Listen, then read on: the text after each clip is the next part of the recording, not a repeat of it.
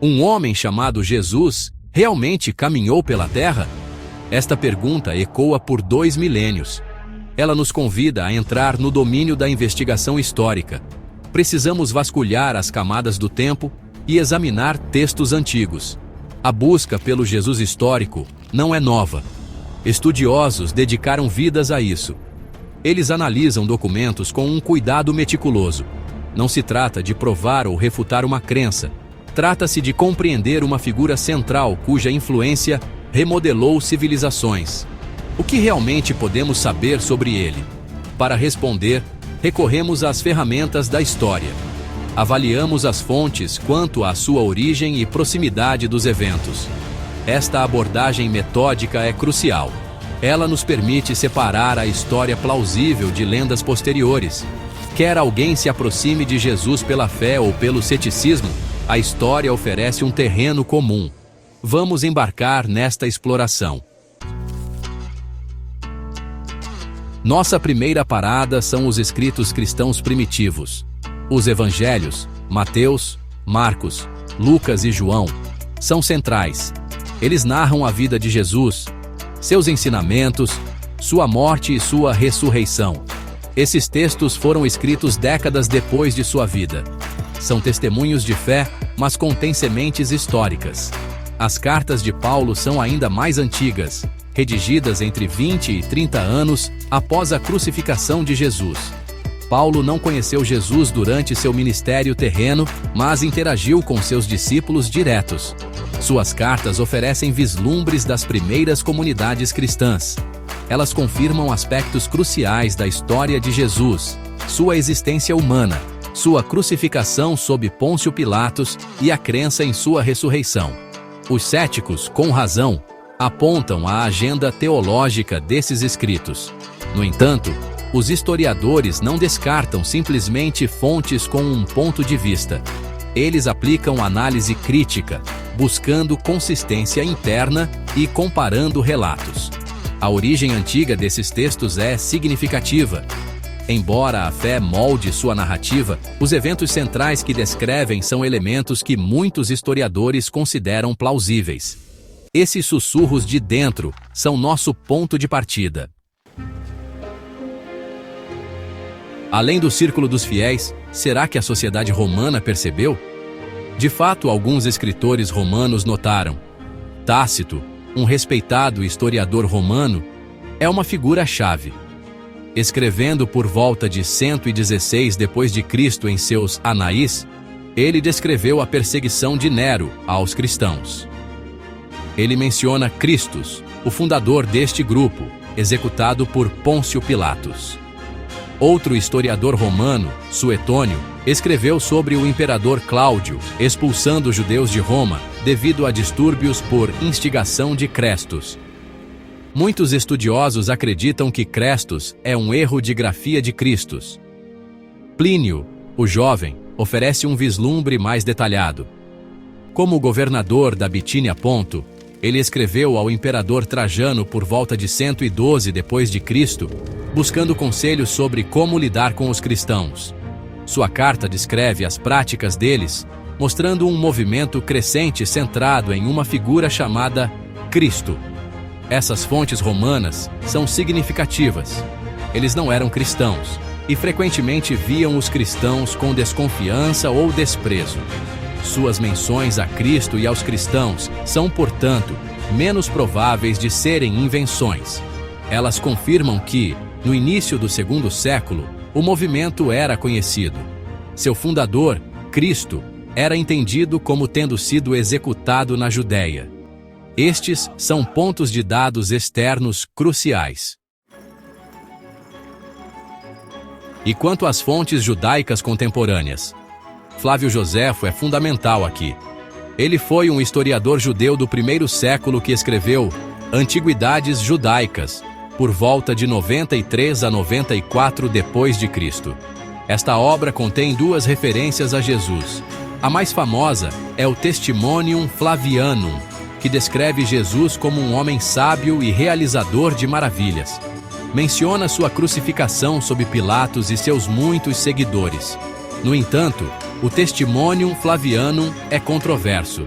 A maioria dos estudiosos acredita que foi parcialmente alterado por escribas cristãos posteriores. Ainda assim, muitos estudiosos também acreditam que existe um núcleo original, mais neutro. Joséfo também menciona Tiago, o irmão de Jesus, que era chamado de Cristo. O Talmud babilônico oferece outra perspectiva.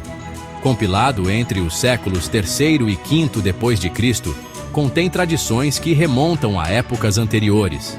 Algumas passagens mencionam Yeshu ou Yeshu ha-Notzri, Jesus o Nazareno. Essas referências são geralmente hostis, mas reconhecem sua existência. Essas fontes judaicas, como as romanas, são externas. Suas referências sugerem que Jesus era uma figura conhecida que causou impacto na Judéia do primeiro século. Que imagem emerge quando juntamos essas peças? Temos relatos cristãos, cheios de detalhes e fé. Temos menções romanas, breves, mas corroborativas. Temos referências judaicas, complexas e por vezes críticas.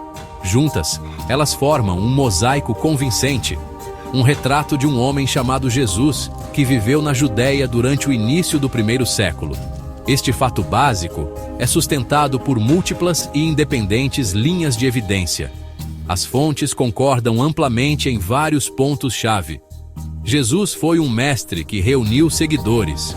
Seus ensinamentos deram o que falar, e ele foi executado em Jerusalém sob Pôncio Pilatos.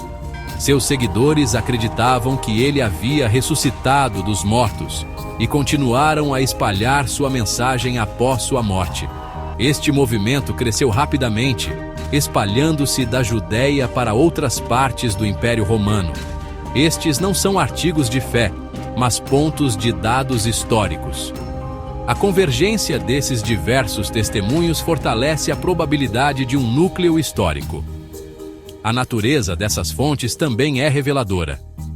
Se Jesus fosse puramente um mito, por que escritores não cristãos o mencionariam? Apesar dessas evidências, alguns questionam a existência de Jesus. Esta é a teoria do mito de Cristo, sugerindo que Jesus foi uma figura inteiramente lendária. Essa visão, no entanto, não é sustentada pela grande maioria dos estudiosos. Historiadores da antiguidade, estudiosos bíblicos e classicistas concordam em grande parte. Jesus foi uma pessoa histórica real. O debate se concentra nos detalhes de sua vida, não em sua existência. Os defensores da teoria do mito frequentemente apontam para supostos silêncios.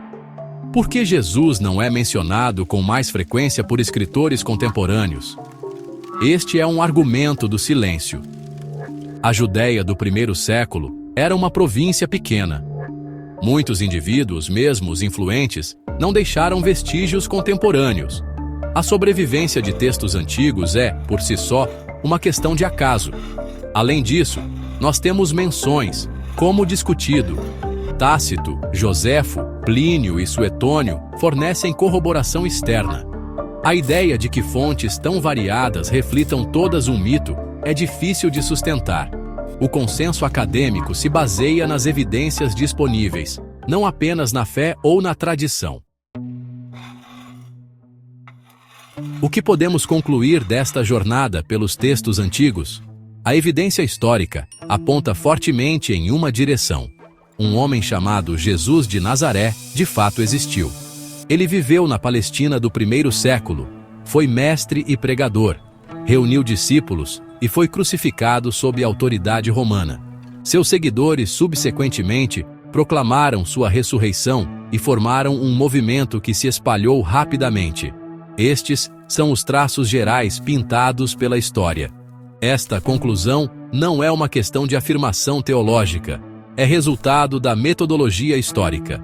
Baseia-se no peso combinado de fontes cristãs e não cristãs.